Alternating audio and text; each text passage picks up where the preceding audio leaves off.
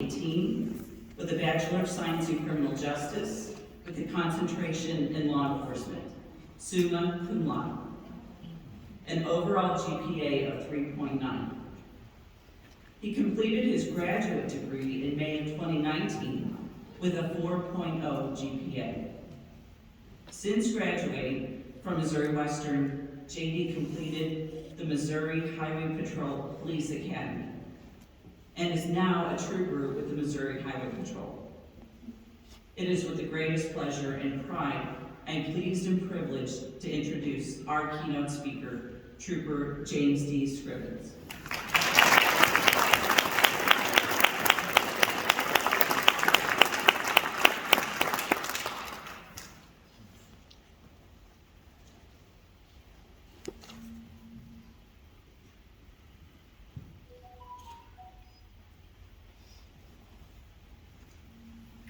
Good evening. Welcome to graduate school, the Christmas Eve of higher education where you get to open one of your presents early. I know some of you will spend about half an hour trying to figure out how the hood's supposed to go on, if you haven't already.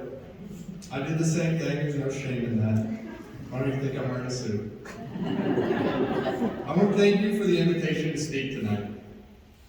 Somewhere, someone along the line decided you all might get some value out of the living, breathing, red flag chatting with you for a few moments, so here I am. My time at Missouri Western was a huge part of what led me to where I am today. The various research papers and assignments actually did serve to help sharpen my mind, even though I didn't want to admit to that at the time. The life experience and skills gained through this helped propel me into my career. You've developed all these skills, from biology to nursing to criminal justice and investigation and others, and now here you are. For many of you, the schooling has only just begun. The first thing Monty Smith told me when we met was, JD, you're JD. Are you getting a law degree so you can be JD with a JD? And I said resoundingly, no. Because tackling higher education is hard.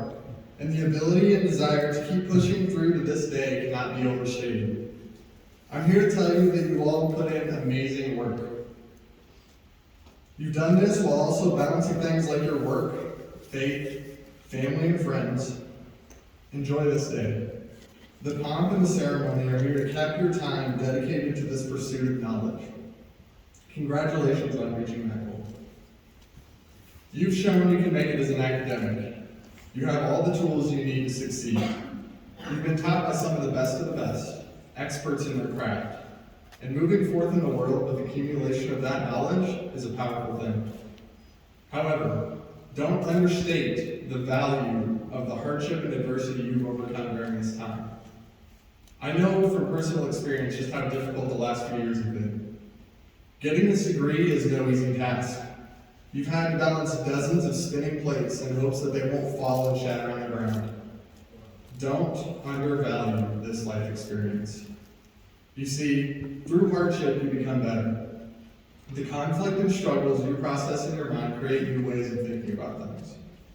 When we deal with those situations that leave a pit in our stomach, like when you take a test and you bomb it, or a grade comes back worse than you thought it would, our mind tells us we've got to change our behavior to change the outcome. This is what we in law enforcement call intuition.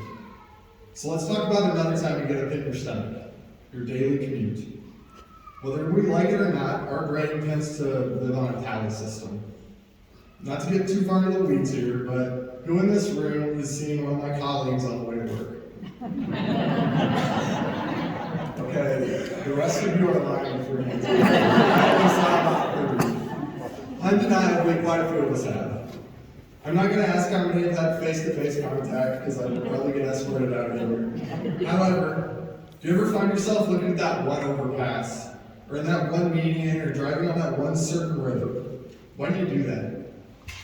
Well, every time you pass it, your brain is saying, hey man, I've crunched the numbers here. And about 80% of the time, if we see a cop, he's right there. So let's just be a little inconspicuous, at least until we get up. It's really quite effective if you listen to it. Some people do, some people don't. It's a game we play, really. and some famous guy somewhere along the line called it natural selection or something like that. This is your brain working in the background to make you make good decisions when the stakes are high.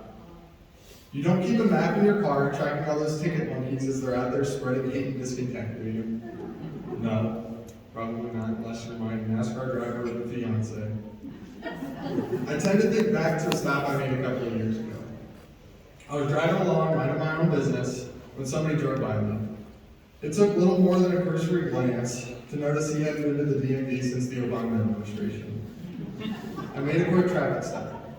Upon my arrival to the window, I was met with a bit of hostility. I asked him to come back to my car and to have a conversation with me, and he reluctantly did agree. Now, I know what a lot of you are thinking. Just give me the ticket. There's not a chance I'm going that way. And a lot of people respond that way. But it is a great way to break down barriers, to have a one-on-one conversation with somebody. During this conversation with him, what I came to realize was, if I've had, let's say, 25 interactions with law enforcement, probably 23 or 24 of those have been pretty good. When I crunched those numbers, my brain was telling me, I've got a really good chance of that next interaction being a good one. Conversely, if this man I'm sitting next to has had 25 interactions with law enforcement, for all I know, he could have had 23 or 24 bad interactions with law enforcement to 1 or 2 good ones. Who am I to tell him that his intuition is wrong? Why shouldn't he be apprehensive? Should he be hostile right out of the gate? Probably not. There's probably a better way to do business, but my responding in kind to that isn't going to help the numbers game better. What about the workplace? How many of you have met the true experts of their craft? Those who just do their jobs seamlessly, without having to stop and think and process. It's like it just comes second nature. These people, they push the lines of efficiency. They figure out what works and what doesn't, and then they operate at the highest level of efficiency. It's not an innate ability. They pushed every line, they failed in the process. Then they listened to their intuition and figured out exactly how far they can effectively push the limits that works every time. That's what this is. It's years of hard times, adversity, good times, and happiness, all harnessed into every crunch time, split-second decision you've had to make. I say all that to say this. The work you put into this moment, this day, is truly remarkable. Many have tried and failed to reach where you're sitting right now. Even more have discounted altogether, saying it was completely over. However, you didn't. You persevered time and time again. But as I wrap up here, I must leave you with an obligatory inspirational quote from some panhandler named Chris at a stoplight in Kansas City. No one cares. Work harder. This may seem harsh and very out of place in a congratulatory speech, but the truth is, once you've decided you've peaked, that you've reached the end of your pursuit, that's the day you become stagnant. Believe it or not, we tend to find more value in the pursuit than we find at the finish line. For example, if your goal is to buy a Corvette, then maybe you put a couple $1,000s away and you have a little celebration to yourself for being one step closer. Soon that $2,000 becomes $10,000 and so on until the day you drive it home. If your goal was to buy a Corvette, then the happiest you will be is the moment you grab those keys. Similarly, if your goal is to get a master's degree, the happiest you will be is this moment right now.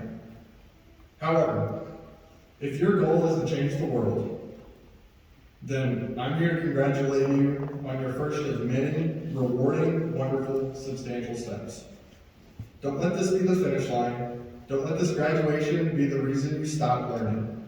Don't let this piece of paper that will probably be in your mailbox in 5 to 7 business days be the reason you stop. Don't let today be the last day all these people look at you and say, you did it. I want to once again thank Missouri Western for the opportunity to speak tonight, and to you all for keeping the tomatoes at bay. I want to thank the wonderful friends and family who have taken up permanent residence in my metaphorical corner and won't leave me alone on a Friday night. And it's good to have you here. And graduates, I look forward to seeing and hearing where your journey continues to take you. Thank you.